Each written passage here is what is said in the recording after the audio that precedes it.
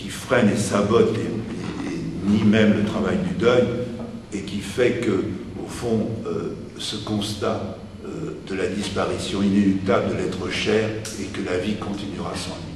Au fond, le mort, comme disait Derrida, c'est celui qui ne répond plus. Et je me rappellerai toujours de ce que Derrida disait 6 mois avant d'interrompre son cours aux études.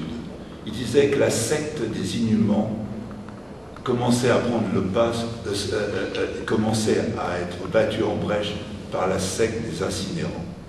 Il constatait qu'on, vu le manque de place dans les cimetières, et vu le fait aussi que le rapport de l'âme et du corps changeait, puisqu'il y avait de moins en moins de croyants, et qu'on retrouvait au fond la tradition indienne où les veuves se brûlent sur les bûchers, etc., que de plus en plus, les gens se faisaient, ça coûtait moins cher aussi, se faisaient incinérer, c'est-à-dire, au fond, effacer toute trace. Et lui, évidemment, qui se savait miné par la maladie,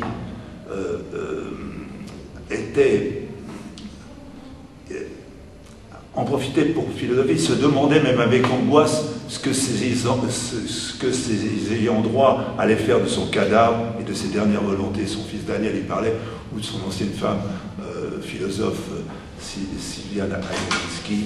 Il disait qu'est-ce qu'ils vont faire, et en fait il disait au fond je ne serai plus là pour pouvoir dicter, et donc en fait tout ça m'échappe.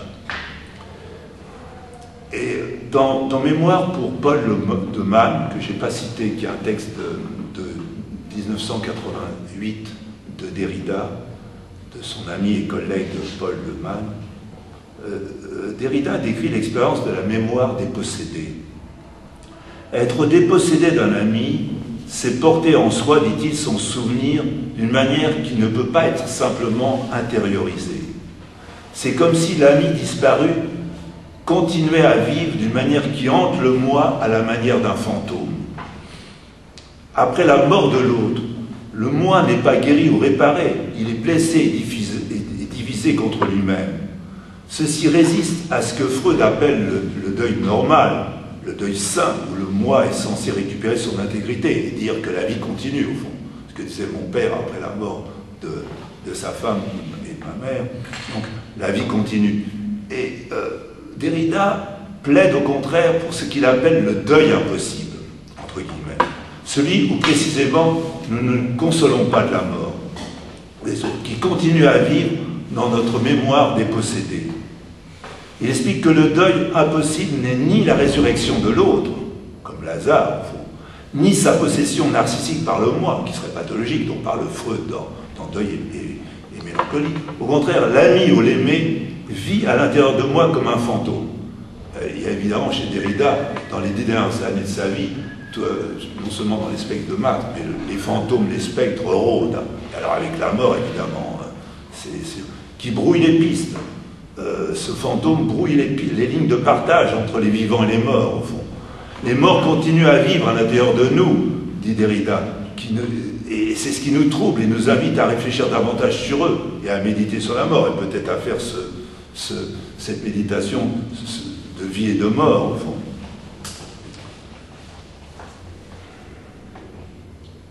Il montre plus profondément aussi, et dans son discours performatif, que le mort n'est pas celui qui s'est tué, mais celui qui ne répond plus. Au fond, que l'auteur, dans Glas, il montre que l'auteur est déjà mort à travers son livre, que les livres, comme les tombes, sont des parallélépipèdes, et que, en fait, celui qui ne peut pas répondre, le mort est celui qui ne peut pas répondre, celui qui a été le premier, mais qui a toujours été le premier, mais qui n'aura jamais le dernier mot, au fond. C'est nous qui l'aurons. C'est pour ça que dans chaque fois unique, dans ses oraisons funèbres, au fond, il montre qu'il y a une double infidélité dans l'oraison funèbre. C'est-à-dire où on parle trop pour le mort, on fait parler par le mort, où on parle à la place du mort. Et donc, en fait, on a toujours tout faux. Et donc, on parle de la mort toujours à côté. Et ça, c'est assez fort, évidemment, de dire ça. il montre qu'il y a, dans Glas aussi, Derrida montre qu'il y a une identification entre œuvre, signature et tombeau. C'est-à-dire qu'en fait, la mort survient, mais elle n'arrive pas. Ça, c'est aussi un distinguo assez subtil chez Derrida. Et qu'en fait,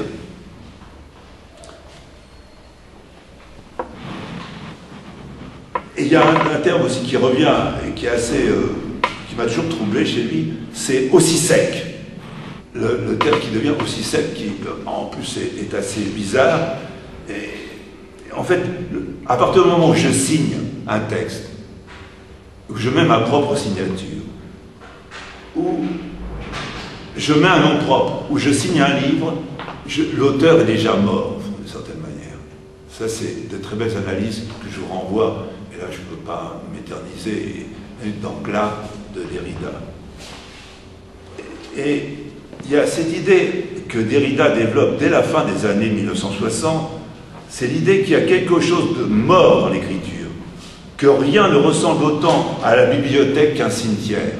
Je vous signale que chez Foucault, c'est l'hétérotopie par excellence, le lieu autre. Hein. Il y a un petit texte de Foucault qui est là prononcé à Tunis en 1967, qui s'appelait Hétérotopie ou espace autre, au cercle d'archéologie, qui a été repris dans Dit et écrit, je ne sais plus quel livre, mais qui n'a été publié qu'en 1984, où justement il y a cette idée des bibliothèques, des cimetières, des villages jésuites, etc., que Foucault.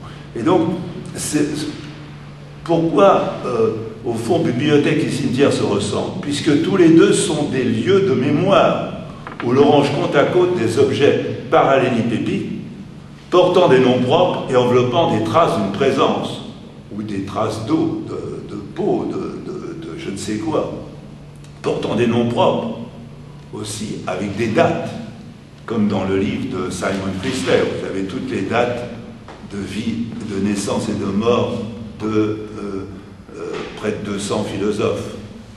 Et donc, et je terminerai là-dessus, il y a une liaison de l'écriture et de la mort qui est aussi ancienne que la philosophie, et qui est sans doute de l'écriture, qui est un discours mort. Et Derrida va plus loin. Il dit Socrate et Platon ne s'en sortent pas. C'est pas parce qu'il y a une tradition orale avec Socrate, mais pour lui, la tradition orale est aussi un discours mort qui joue avec la mort. Et donc, même lorsque Socrate n'écrit pas, mais boit la ciguë, il en est déjà dans cette déconstruction de la mort dont parle Derrida. Et donc, en fait, et là, évidemment, Derrida se heurte contre bat en brèche toute une construction métaphysique de la philosophie, évidemment, avec ça. Il ne saurait y avoir de signification de sens qu'à condition d'une absence, et non pas d'une présence. Là, on est hors thème aussi du désir, on retrouve chez Spinoza, absence, d'une présence, le désir. Et comme déjà, on retrouve aussi chez Aristote, qui disait que la signification ne peut surgir que dans une certaine distance par rapport à tout contexte d'énonciation.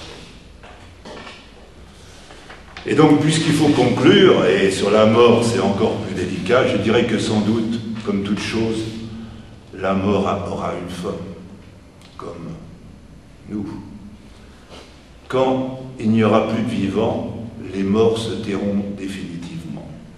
Mais je crois que tant qu'il y aura des vivants, le philosophe, Platon, Épicure, Sénèque, Schopenhauer, Jankélévitch, Derrida nous reviendra.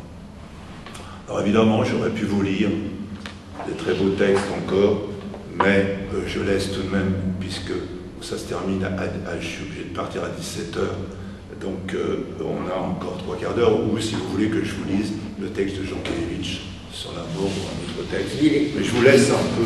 C'est long, je dis, si vous voulez que je vous lise, mais si c'est 10 lignes, oui, si c'est 10 pages, non. Ah oh, c'est pas 10 pages, c'est peut-être pas 10 lignes, mais bon, c'est une question de... Il faudrait choisir. Oui. Bon, je vais vous lire du Jankélévitch, qui a été un de mes maîtres lorsque je faisais mon certificat de morale. 3 minutes, oui. Voilà, Vladimir Jankélévitch. qui est né en 1903 et qui est mort en 1985. Au fond, l'idée de Jankélévitch, c'est qui aura le dernier mot, la pensée ou la mort, en haut. Et la contradiction, selon lui, sa thèse, c'est la contradiction qui oppose la mort et la conscience les réduit à se nier l'un l'autre. Et voici le début de ce texte, ce qui est extrait de la mort, au fond, de son texte paru chez Flammarion. Quand il s'agit d'arbitrer le débat de la pensée et de la mort, tout le monde a raison et personne n'a raison unilatéralement. Non, il n'y aura pas de dernier mot. Ces deux contradictions d'une mort à la fois englobée et englobante, d'une conscience à la fois englobante et englobée, tient à la nature ambiguë de l'être pensant. Si l'être pensant est une pensée sans être, une pensée pure, une essence inexistante, il contemplerait et jugerait la mort en spectateur absolument détaché. S'il était un être sans pensée, un automate inconscient, il serait plongé de la tête aux pieds dans la mort et périrait le jour venu, corps et biens. Dans le premier cas, un spectateur qui n'est que spectateur, un spectateur non concerné, dans le second cas, un naufrage total. Or, l'être pensant, la pensée faite personne, est paradoxalement les deux ensemble. À la fois dégagé et engagé, à la fois spectateur sur les gradins et acteur dans la scène. Acteur ou mieux agent, car l'acteur joue l'action plutôt qu'il n'y est sérieusement engagé. Et même agent tout court, si l'agent moral est celui qui à la fois contemple et agit. L'homme est donc à la fois dans la mort et hors d'elle, car la contradiction du dedans et de dehors, comme elle règle incompréhensiblement les rapports du corps et de l'âme, règle celui de la mort et de la conscience. La pensée qui pense la mort problématiquement est mystérieusement enveloppée par l'objet de sa spéculation. Donc je passe. La conscience de la mort, de retenant la mort qu'une vide effectivité, reste sans contenu et nous laisse dans un état d'impréparation totale.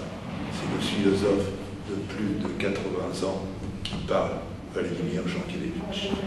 Voilà le mot de la fin, si tant est qu'il y ait une fin dans cette méditation sur la mort, mais qui est aussi une méditation sur la vie d'abord. Parce qu'il faut être joyeux. Je te remercie beaucoup. Tu as fait un très bel exposé et tu as nourri d'une quantité de réflexions très bien